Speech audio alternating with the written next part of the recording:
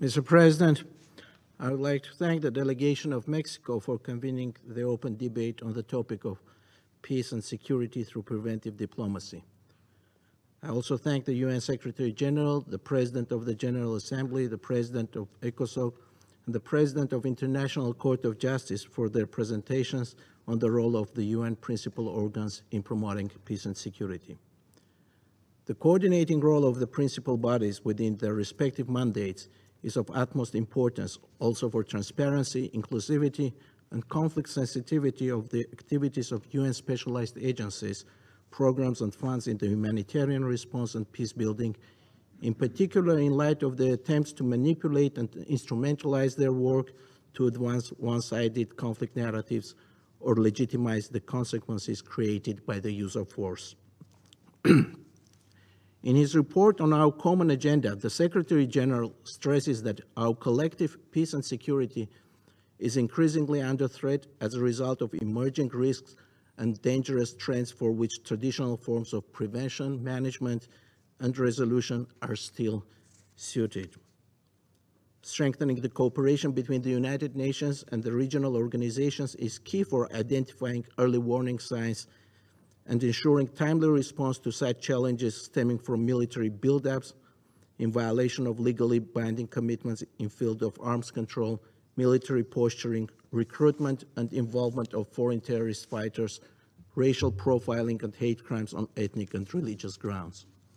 Mr. President, the consolidated support of the international community is paramount for the comprehensive, just and lasting settlement of the Nagorno-Karabakh conflict on the basis of principles and elements developed over the years, including the principle of equal rights and self-determination of peoples. Armenia values the unwavering support of the UN Security Council and the Secretary General to the efforts of the OSCE Minsk Group co-chairs, the internationally agreed mediation format dealing with the resolution of the Nagorno-Karabakh conflict. We also underscore the key role of the International Court of Justice, the principal judicial organ of the United Nations, in ensuring the accountability for gross violations of international human rights law and international humanitarian law in conflict situations. Mr. President, to contribute to the efforts aimed at achieving the common goal of sustainable peace, we cannot avoid addressing specific situations that, if not properly condemned and contained, have the potential of turning into a major catastrophe in our region. In recent days, Azerbaijan has been conducting armed attacks against the territorial integrity of Armenia, in utter disregard of the United Nations Charter, as well as the provisions of the trilateral statement of 9 November 2020 on the establishment of ceasefire and cessation of hostilities following the 44-day war. Azerbaijan's ongoing attacks against the Republic of Armenia are being conducted from those territories that came under its control as a result of the implementation of that trilateral statement.